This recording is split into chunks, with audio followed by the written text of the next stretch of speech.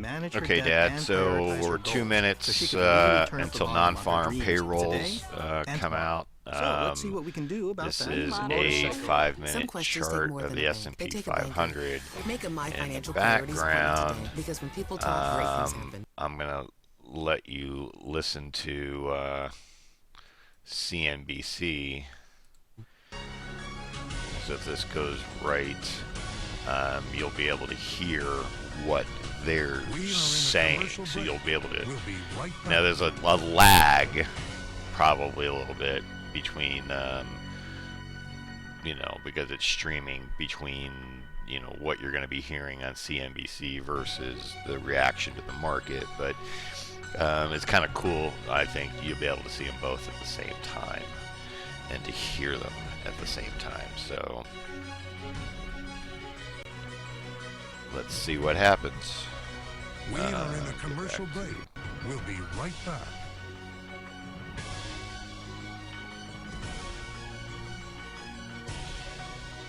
So basically right now we are coming down to 30 seconds. 30 seconds.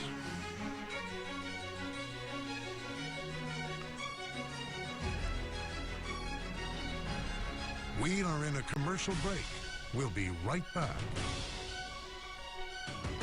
Probably not the best time to be at a commercial, but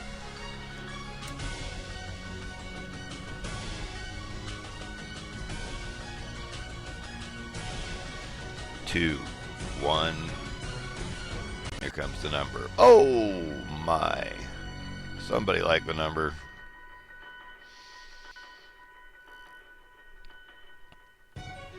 We are in a commercial break. We'll be right back.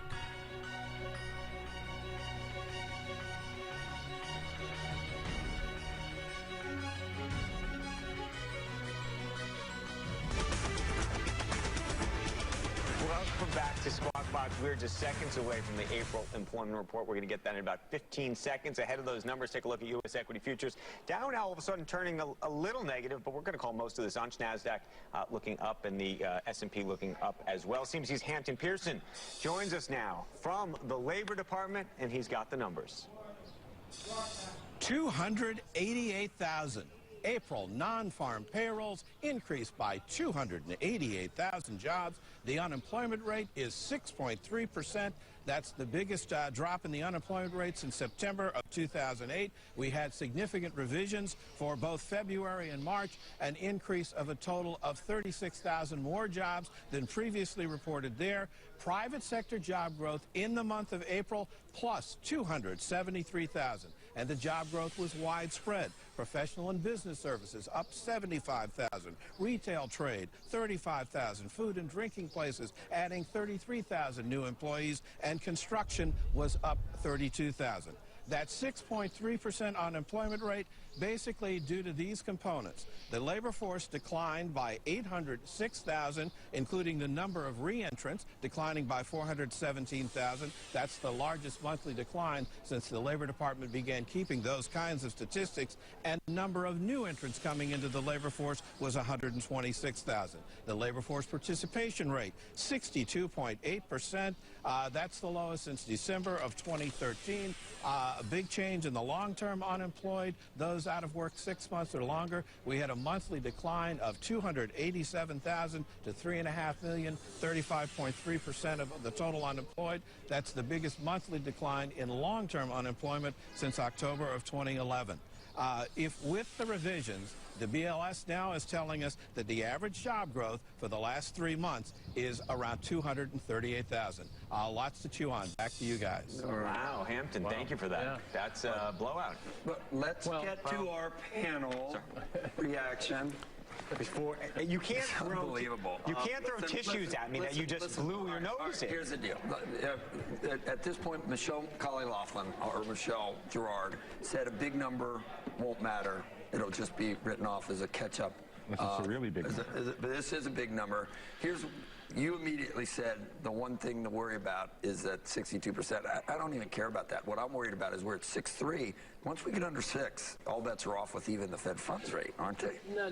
I mean, they're looking at the plethora of labor market data. So they are looking at the labor force participation rate. They're looking at average hourly earnings. What did that do, Steve? That's wage coming growth. up in a moment here. Keep talking amongst yourselves. It's not just, and I mean, they realize it declined. Up 0.1, and they revised non-farm production is what you want for average hours, right? So it's up 0.1. Okay. March was negative 0.1. Okay. You know what? If someone would have told you, and Lonnie, maybe you can get in this too. If someone would have told you we'd be at 6.3 and a 10-year would be under 2.7, no one in the world would 2.68. It's unbelievable. Meanwhile, your work, go back to the drawing board, would you please? Well, look, I did learn something this morning, which is maybe the underlying trend is higher. You said there was no reason for the for a big pop. You even call it irrational. I did not call it irrational. You got to go back. You have stuff in your ears like in your throat this morning. It does feel weather related, though. I mean, we saw a 32,000 increase in construction, so nothing is more 32 in construction, 12 in manufacturing. Government. Yeah. 15,000 up. Oh, now that's related to the late Easter. Let me ask Lonnie. So we haven't had pro-growth policies. I've often made the point that this is just a great economy no matter what. But did this surprise you? It is. Yeah, I mean, it's definitely on the upside, and I think it's good news in that sense. But I don't know that it alters the fundamental trajectory of where the economy is going. I mean, my concern is still with that labor force participation number.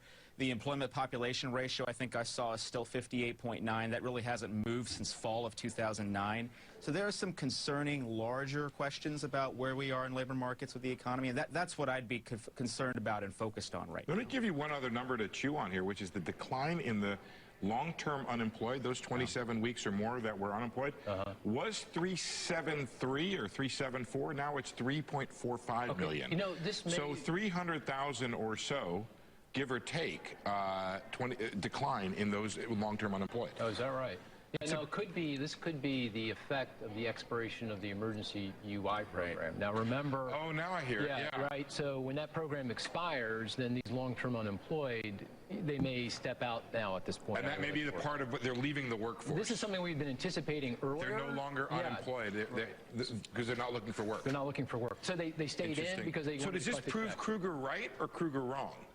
That these people will not exert downward pressure on wages as Yellen expects? I think it proves him right. Yeah, I think it proves him right. And that suggests that Joe may be more right. Well, people are as we going, Freddie Krueger, what the hell is this talking about now? People have no idea. Yes, they do. We had Alan Kruger on this show. Remember that. So people who are paying attention. What was his thesis? His thesis is that the long-term unemployed fundamentally ain't coming back. Okay. That the history shows they become long-term unemployed and they're more likely to leave the workforce than they are to come back into the workforce. As a result, we'll let this go for the Fed should not consider I don't know, another 4 minutes or so. You can see basically you'll get 2 full bars. You can see though, look how much, it rocketed up and it just got sold. And right now we're back into where we were before the number came out. So it just shows you how volatile that can be. We can just massage the numbers. Don't be mean and sort out. So this was, I want the market to go up on this. I think it's a great number and I'm happy. No? Well, the stock market did go up, but not very much. Pre-number, the Dow futures were up 4. They shot up to maybe up 29. Now they're up 15. Yields, and you really want to watch the 5-year the most. There's a lot of reality to the 5-year, unlike Fed funds, or even further down the curve, which gets distorted by the notion that European Southern economy rates are basically at parity with ours. So that moved from about 166 to 175. It's now 174. But I'll give you 2 things to look at. The birth-death model added close to 1 million jobs. Non-seasonally adjusted looks a lot different than the numbers on the screen. And we all know about the labor force participation rate. So, hey, Rick, why are we happier, Rick? Is it the participation rate or is it that the weather generated all the jobs? You know, I can't tell you whether weather-generated jobs or not. I just know that, you know, these are seasonally adjusted numbers. And we've now gotten to the point where so many traders are not convinced of the realities of how things are being measured against markets. They have bigger shovels and sharper pencils and better glasses. And boy, let me tell you something. These option markets are going crazy. So the market tries to sell off a little bit, and all you see is more buying of calls and actually selling of puts, which is not a bearish trade, and it is the weekend. But I would think that what you really want to concentrate on, things like birth-death model, things like participation, percentage of the labor force, population, all the negative stuff. But I am not going to dismiss the fact that I like to see non-farm payrolls up. That's a great thing. I don't know if you can see the graphics, but I have a All right, well, it looks like it's settling in there around where we started, but that's just a look at how volatile it can be. The recession and Talk job to you growth later. since the beginning of the recession. And what you find is that